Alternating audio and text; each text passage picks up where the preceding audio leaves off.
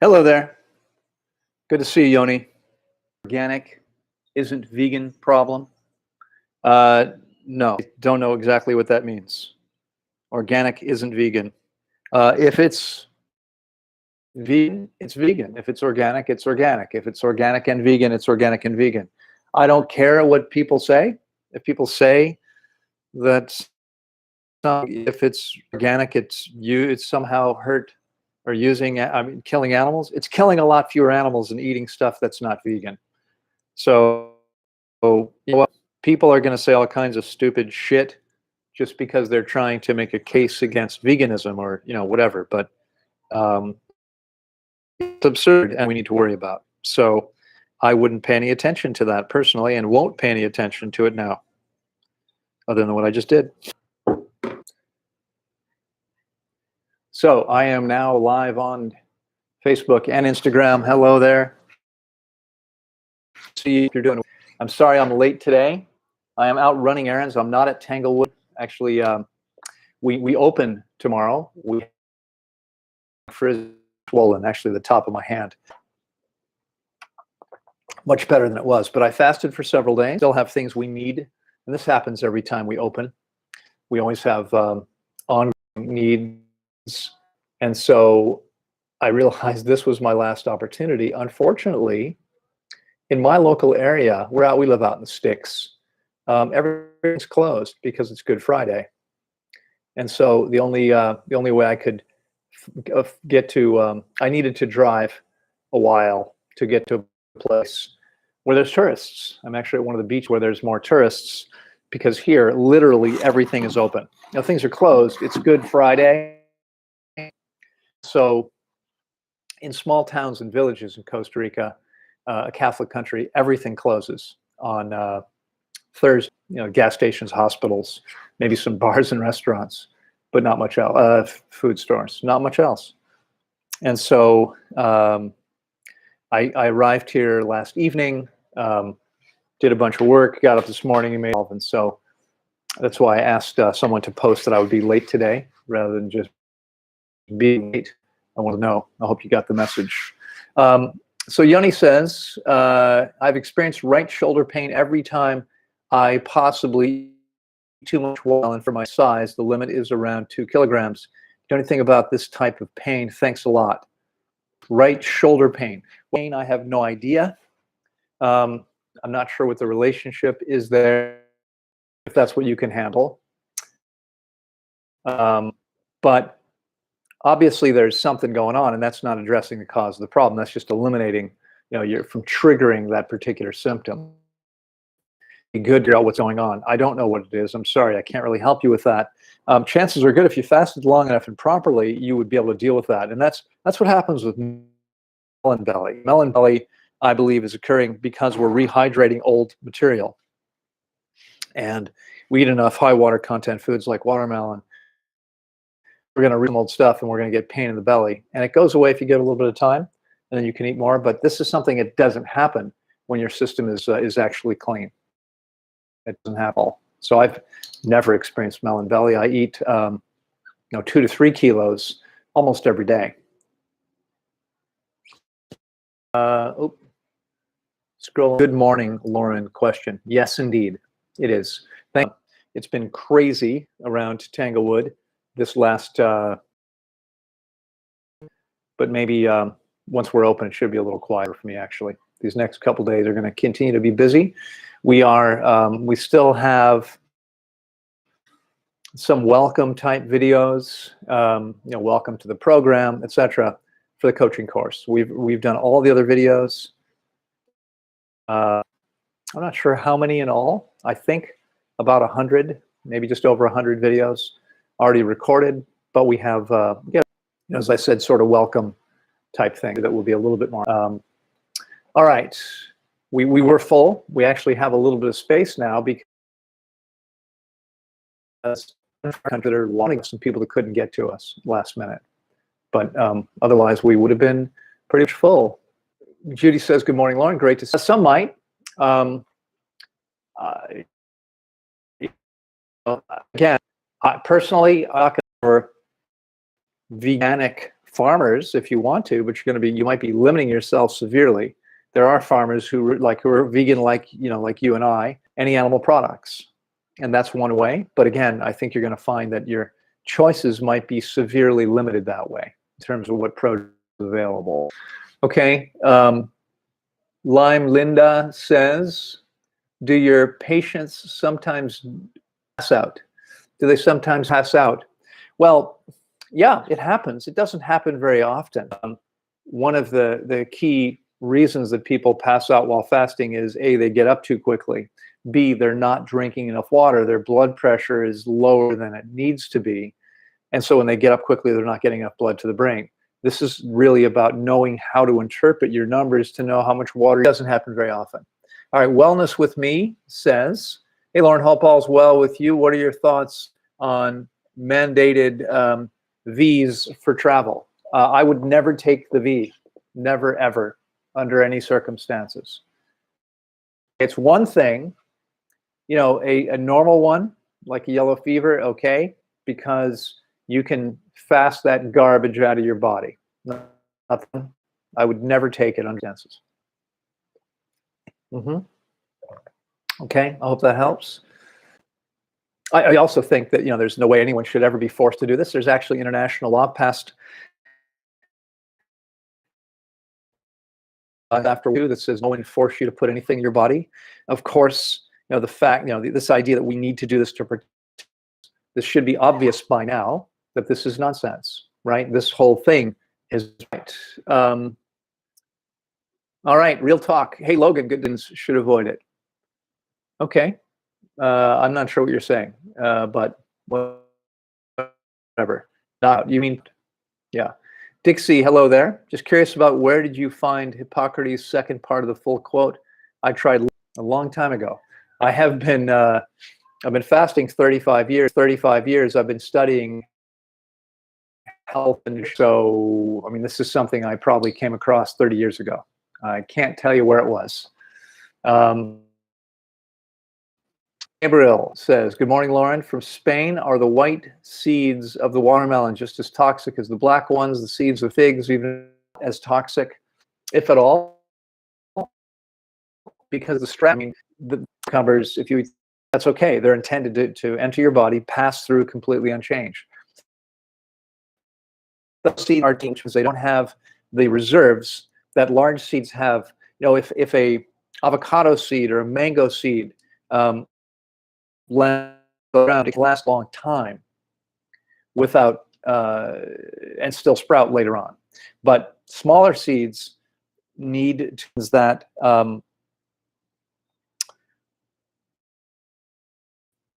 watermelon has relatively little invested. Excuse me. Let's say the strawberry, which I don't know how many seeds are on a strawberry, but I would guess hundreds at least each strawberry.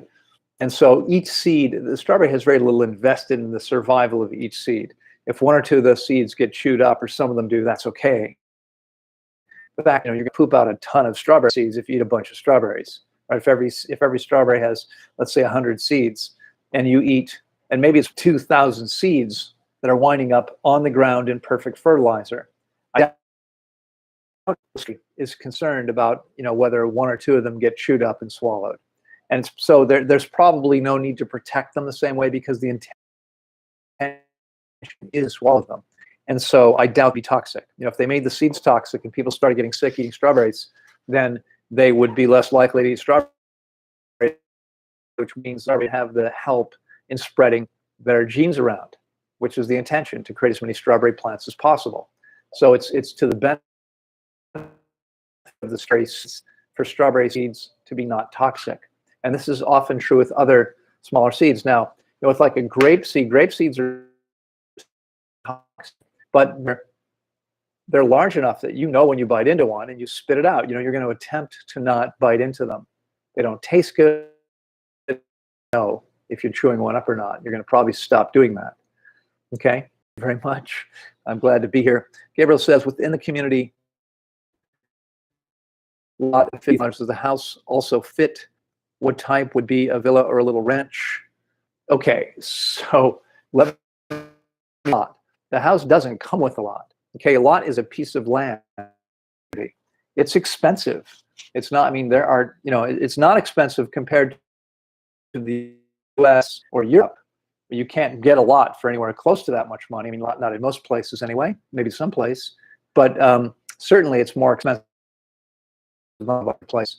But there's going to be a lot of benefits to being a member of the community, including use of the nature preserve and community facilities and many other things, including later on some actual income to the community.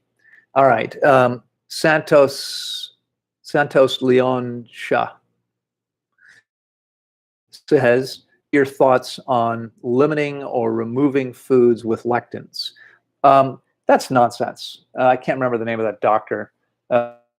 It's complete and utter nonsense. Okay, we don't need to remove all lectins from our diet. We don't. The things that have, there are some foods that have tons of lectins, which no one should be eating anyway. But the optimal diet is a diet of fruit and soft, tender leaves. Period. Forget about lectins. Okay, forget about lectins. Nonsense. Here's a guy just trying to make a name for himself and and write a book, and he did. He was successful, but it's a bunch of bullshit. You don't need to worry about that. Delay when transitioning to a vegan or plant-based is a powerful word. What I mean is, if the intention is possible, alcohol is a cellular poison. Okay, alcohol is doing you no favors. I would encourage you to do the work to get over them and stop using alcohol as a lubricant, if that's what's going on. If you're using alcohol for some other reason, I don't know, to relax, then I would take up meditation or yoga or, spending time in nature or cells and liver cells and others. Okay, alcohol destroys the cells that comes in contact with, kills. There's no good reason to consume alcohol. It's a poison. Now, there may be some so you could consume alcohol, no problem, and still be a vegan. Lots of vegans consume alcohol. It's not, for me, it's not about being vegan or not vegan. It's about being as healthy as possible. And alcohol has no place if the intention is to be as healthy as possible. Of course, you decide. I mean, maybe you want to have a little bit every once in a while. Personally, I choose not to have any at all. Anand Gitanjali says, what do you think about sugarcane juice once in a while? I think it's fine once in a while, Gitanjali. It's, it's very sweet. And of course, like all juices, it's not really natural we'd be consuming juice, but it's delicious. And, you don't want to drink too much of it. You don't want to drink it too often. Every once in a while, it's not going to hurt you. Like any sweet juice, right? But as an occasional thing, it would be okay. I wouldn't worry too much. All right. In terms, going back to Gabriel's question about the type of house, again, you're going to build your own house, or we're going to build it for you to your locations. The idea, we have to still create some guidelines, but the idea is to create something that is environmentally friendly. That's right. It's an eco. The idea is to create something that is environmentally friendly. That's right. It's an eco village. So you can't build a 400-meter house. That doesn't work. That's not environmentally sound. There's no reason to do that unless you've got a family of 30 people or something. That's probably not necessary. So, what the style is. 444 is here with a 10-pound contribution, and Ian says, I understand the reasons you don't think this is optimal, but after consuming a watermelon, would you drink the residue juice? There can be over 50 milliliters per watermelon. Thanks for, you're very welcome. That's 2 fluid ounces. So I'm not sure. I guess you're talking about like on a plate. I mean, yesterday I lifted my plate, but what I consumed was probably nowhere close that much. And yeah, that's perfectly fine. It's perfectly fine to that little bit's left over after you've eaten the melon and you've had juice dripping from the fruit. That's no problem. But if you were to take that watermelon and juice and drink just the juice, no fiber, now you've increased the glycemic load by taking away the fiber. You've oxidized much of the nutritional value. You're losing nutrients right away with oxygen exposure. There's, far better off eating the fruit, but taking a little juice that drips down. That's perfectly fine. No harm whatsoever. Okay, no reason not to do that. All right. EK says, oh, I think I missed one. Hang on, let me see here. Yes. Yes. Neil. Neil Gordon says hello from Sweden. See you soon. Looking forward to it, Neil. You're very welcome, Gitanjali. Gabriel says how much you consider necessary to fully detoxify and how many days each. 2 fasts of 21 days are not the same as 2 fasts of 26, for example. No, well, first of all, everyone's different. So I can't say everyone needs to do, X number of fasts of X number of days. What would be really intelligent would be contact me, complete, with the intention of fasting, complete a registration form, and then we determine what the ideal fast for you is based. And then when the time comes, 6 to 12 months later, we might revisit your situation and see what makes sense now. For most people, 3 to 4 fasts of 21 to 30 days. Some people need to go longer, like 40 days or more. Most people probably don't need to do that. But again, each person's different. So I can't give you, here's what everyone should do. That's not going to work. It's going to be different from person to person. Okay?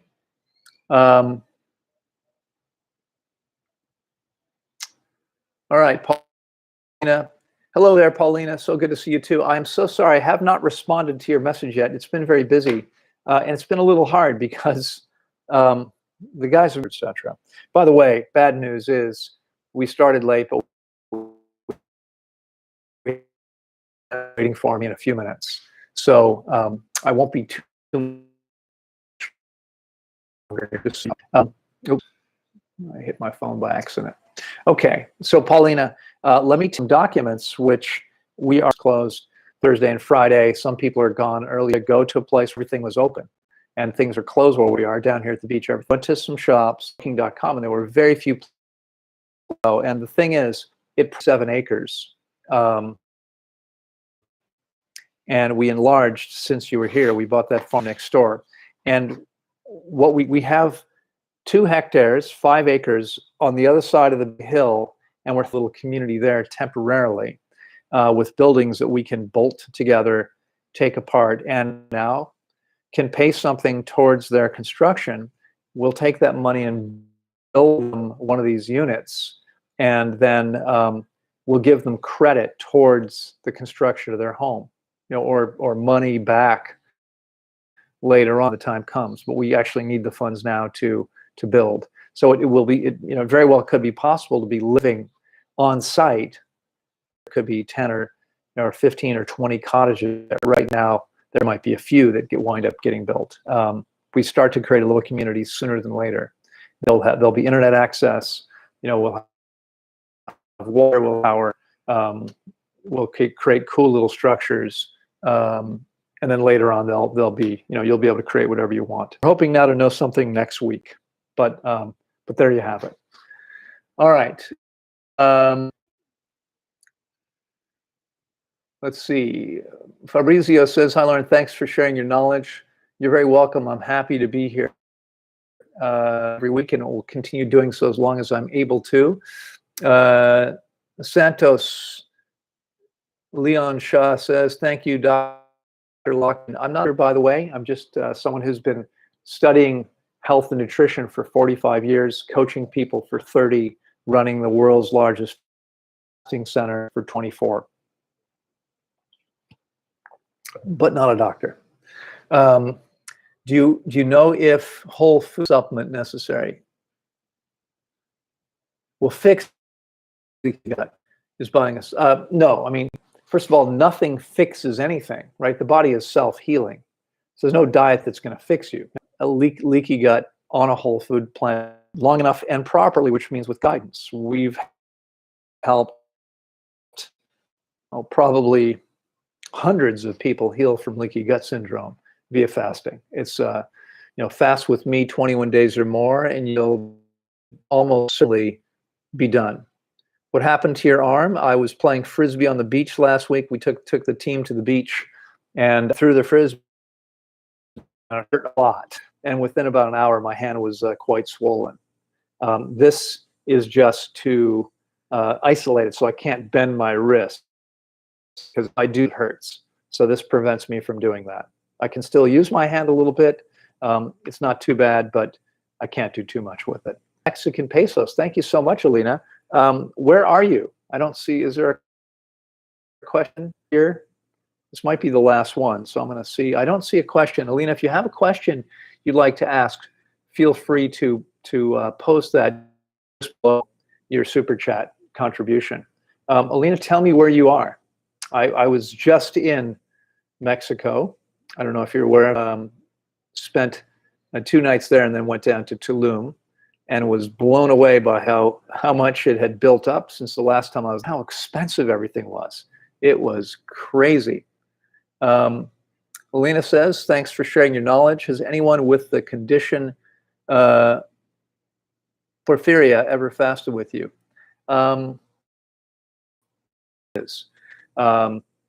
But yes, we have fasted. It's one of those things I remember because I've come across it before with other clients.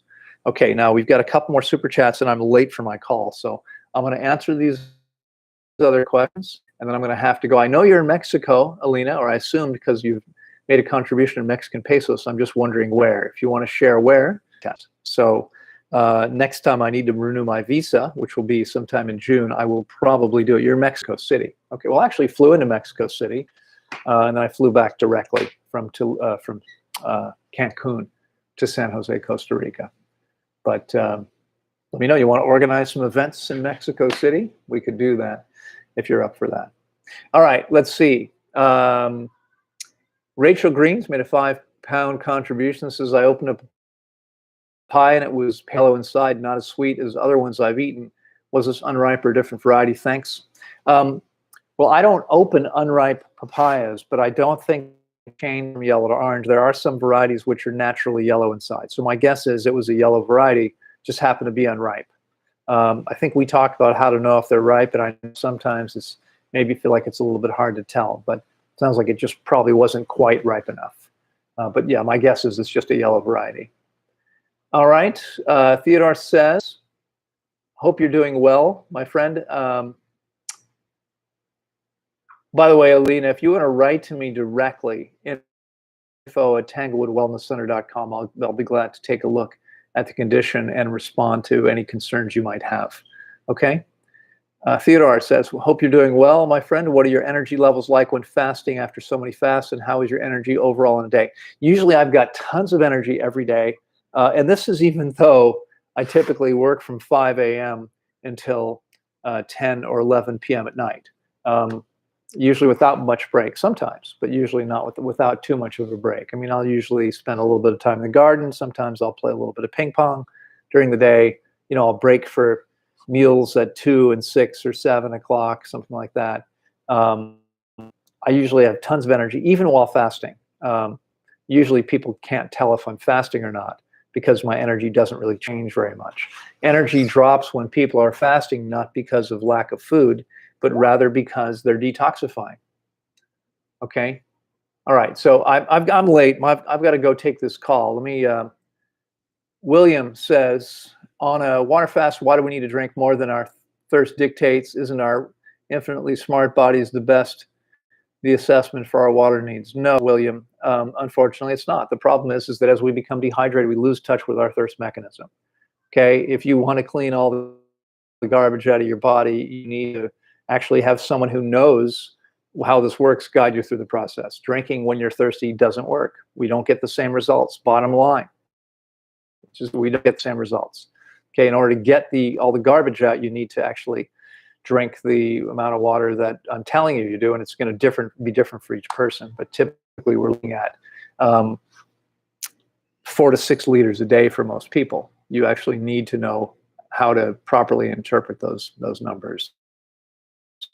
Viruses, in layman's terms, viruses are tissue excreted by the body, tissue fragments excreted by the body. Like when you describe bacteria using garbage man analogy, can you explain what viruses are using analogy? You know what? I'll think about that and I'll have to get back to you on that, Z-Bubs. Sorry about that. I appreciate the contribution. I can't, I'm limited to what I can say here, unfortunately, about this without being shut down. But Yeah, I mean, they don't operate the way that most people think they do. They're not alive. You know, it's. I'll have to think about that a little bit. Okay, Bob says, "I, Lord, hope you're well. I have surfed for 40 years, soaking in salt water for hours on end. Could I potentially be absorbing healthy levels of salt sodium while doing so? Thanks." No, we don't absorb sodium from the water. That doesn't happen. Um, I mean, if we absorb any, it's tiny amounts. What happens with sodium is that um, by the way, Vita over here has asked me, have I seen someone, Ivan Ilda Loira Lima? She's got 60 fasting days. Yeah, that's not exciting. My longest client fast was 4.5 months. I mean, people can go a long time without eating if they're fat enough, if they have enough reserves.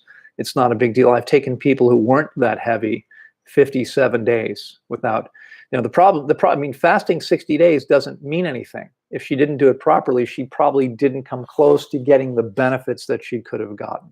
Okay. Um, but anyway, where was I? Yeah, you don't absorb salt. What happens is you lose water. If you're in very salty conditions like the Dead Sea, you're getting dehydrated. That's what happens. The salt in the sea, if the salt, so normally in the ocean, the levels of salt in the water is roughly equivalent to the amount of sodium in your body. And that means there's no water exchange. If your body was much saltier than the water you were in, then the water would actually be attracted into your body. But on the other hand, if you go into water that's very salty, like the Dead Sea, you lose water. And this is why it's called the Dead Sea, because it dehydrates anything, plants or animals. Nothing can live in it. Is a 100-day water fast too long if you have the reserves? Well, it depends on the situation. I mean, it definitely becomes more dangerous, and there's probably no reason to do that. Probably better would be, a couple of fasts that were shorter than that. But anyway, folks, got to go. I appreciate your being here with me. I'm sorry I was late today. Sometimes it is what it is, but I'm late for a call, so I'm going to go now. I will look forward to seeing you next week, same time at the normal time. I'll be here, and I'll look forward to seeing you then. Take care, everybody. Bye-bye. Oops, that doesn't work on there. My computer screen is not a touch.